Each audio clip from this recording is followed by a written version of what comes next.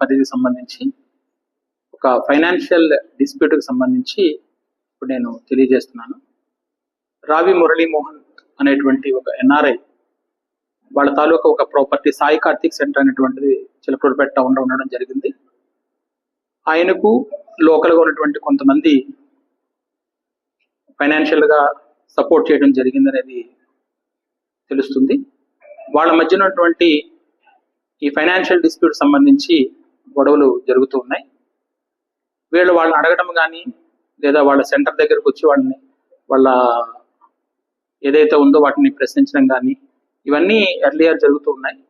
వాటికి సంబంధించి పోలీస్ దగ్గర పిటిషన్స్ అనేటువంటివి అంటే బేసికల్గా వాళ్ళ తాలూకు ఫైనాన్షియల్ డిస్ప్యూట్ని క్లియర్ చేసుకోవడానికి పోలీస్ పరంగా కొన్ని కేసెస్ని క్రియేట్ చేయడం కానీ కొన్ని కేసెస్ని పెట్టడం కానీ లేదు సింపుల్గా బేస్లెస్ ఎలిగేషన్స్ పోలీస్ మీద చేయటం కానీ ఒక ఎన్ఆర్ఐగా ఉంటూ అక్కడ నుంచి ఇక్కడ ఉన్నటువంటి వ్యవస్థలను తప్పు పట్టడం కానీ సోషల్ మీడియాలో ఏది పడితే అది ఎలా పడితే అట్లాగా చేయడం జరిగింది.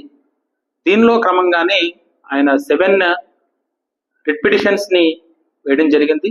4 కంటెంప్ట్ కేసెస్ వేస్తున్నారు. ఈవెన్ హెబియస్ కార్పస్ కూడా అందులో వేయడం జరిగింది. వీటన్నిటినీ కూడా మేము హైకోర్టులో ప్రాపర్ ఇన్స్ట్రక్షన్స్ ఫైల్ చేసి వాస్తవాలు ఏమైతే ఉన్నాయో వాటిని పోలీస్ తాలూకు రోల్ ఎంతవరకు ఉండాలో అంతవరకు మేము ఇన్స్ట్రక్షన్స్ కూడా ఫైల్ చేయడం జరిగింది. వాటిలో 3 కేసెస్ని ఆల్రెడీ క్లోజ్ చేయడం కూడా జరిగింది.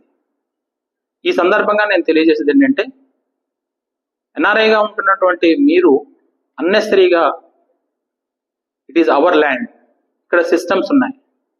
ఈ సిస్టమ్స్ని మీ తాలూకా స్వప్రయోజనాలకి మీకు అనుగుణంగా మారకపోతే మీకు నచ్చినట్టుగా బేస్లెస్ ఎలిగేషన్స్ చేస్తాము అంటే మాత్రం ఖచ్చితంగా చట్టపరంగా యాక్షన్స్ తీసుకుంటాము. మీరు పెడుతున్న వీడియోలు కానీ స్థానిక ప్రజాప్రతినిధుల పట్ల కానీ లేదా ఇతరత్ర వాళ్ళ పట్ల కానీ చేస్తున్న వాటిని అన్నింటినీ కూడా పరిశీలిస్తున్నాము, కేసెస్ కూడా కడుతున్నాము. వాటి మీద కూడా ఖచ్చితంగా చర్యలు అయితే ఉంటాయి. పోలీసుని కానీ ఇతర వ్యవస్థలను కానీ బేస్లెస్ ఎలిగేషన్స్తో కౌంటర్ చేయాలని మాత్రం అనుకుంటే దాన్ని చూస్తూ ఊరికైనటువంటి పరిస్థితి లేదు. ఖచ్చితంగా చట్టపరంగా చర్యలు తీసుకుంటామని హెచ్చరిస్తున్నాం. సో ఇక్కడ ఉన్నటువంటి ఏవైతే ఉన్నాయో వీటన్నిటినీ కూడా మా చట్టపరంగా ఖచ్చితంగా చట్టానికి అనుగుణంగానే మేము చర్యలు తీసుకుంటున్నాము. అన్నిటినీ కూడా గౌరవ న్యాయస్థానాలకు కూడా తెలియజేయడం జరుగుతుంది. గౌరవ న్యాయస్థానాల్లో కూడా వీటి విషయాలన్నింటినీ కూడా పొందుపరచడం కూడా జరుగుతుంది.